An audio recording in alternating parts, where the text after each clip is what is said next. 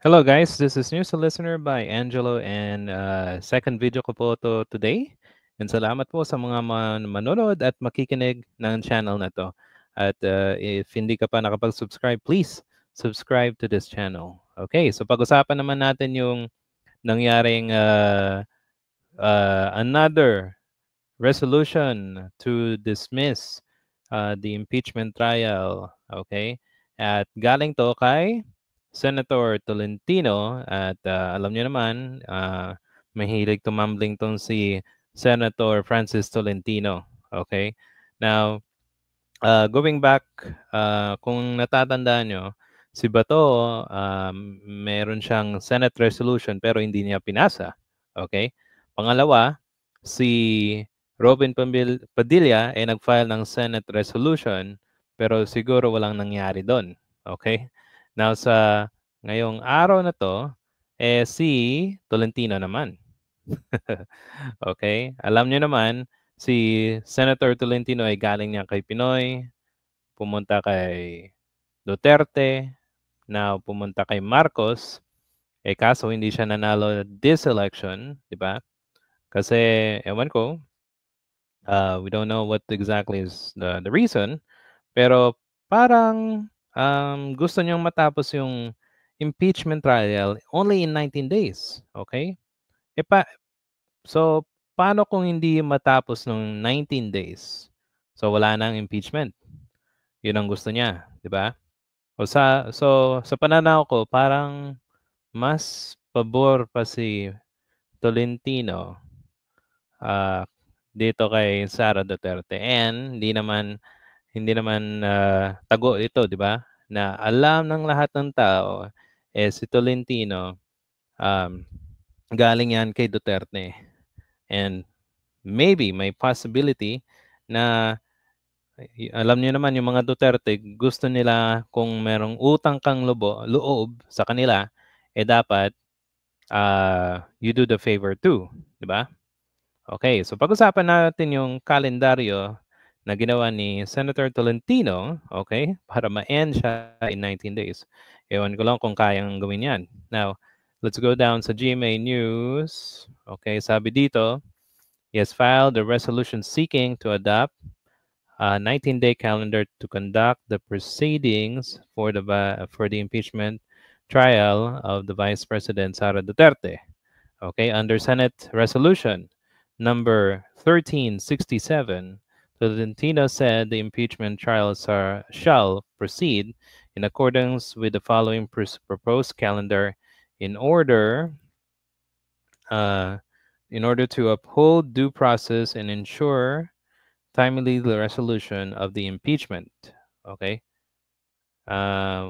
Wait lang. Okay. Medyo add na 'tong nakita ko, Okay, sorry. Sorry. Okay. Tapos, if I remember correctly, sabi dito, so June 11, Constitution and Impeachment Court. Tapos sa June 11 to 21, submission of answer by the Vice President. Okay, June 22, reply of prosecutors. June 23, submission of trial beliefs morning. Okay, opening statement afternoon. June 24, 25, June 20, presentation of evidence. June 25, 26, presentation evidence by defense. Kay Sara yan. June 27, rebuttal of prosecution, morning. Rebuttal by defense, afternoon.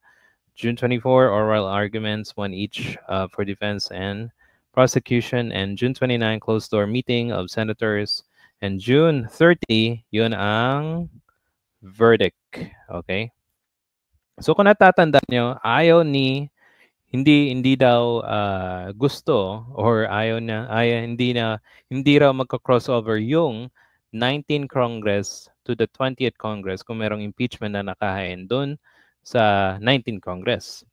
So, kung natatandaan nyo, parang, 'di ba, grabe yung yung refusal niya na hindi talaga magko-crossover, 'di ba? Okay, pero sa daming mga legal luminaries, ang nagsasabi magko-crossover siya. Why? Sabi daw nila, meron daw natitirang 12 na senators, Tapos papalit na din yung new 12 senators. Another argument ng mga experts, sabi nila, kung natatandaan ko, a trial cannot be terminated without decisions. 'Di ba? Hindi siya pwede terminate kung hindi pa siya, hindi decide. 'Di ba? Kung verdict ba or convict ba or acquit. Okay? So, kung titignan mo, parang gusto na matapos ni Tolentino, kaya bang tapusin yun ng halos 19 days? Kung natatandaan nyo, ang daming, what do you call that? Impeachment articles. Okay?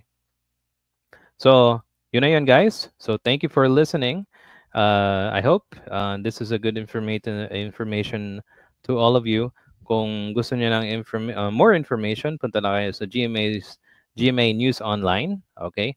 And, well, na-check ko naman sa Gemini. Sabi dito, kung ka-crossover siya, meron pang debate. Kaso nga lang, di ba? An impeachment, a court, it's not going to be a legislation. It will be a court until the court actually decides as acquit or convict. It will be it will still proceed to the next Senate. Okay. So thank you guys for listening. If you like this, please comment and subscribe to support this channel. I'll see you again. Okay, bye. Thank you.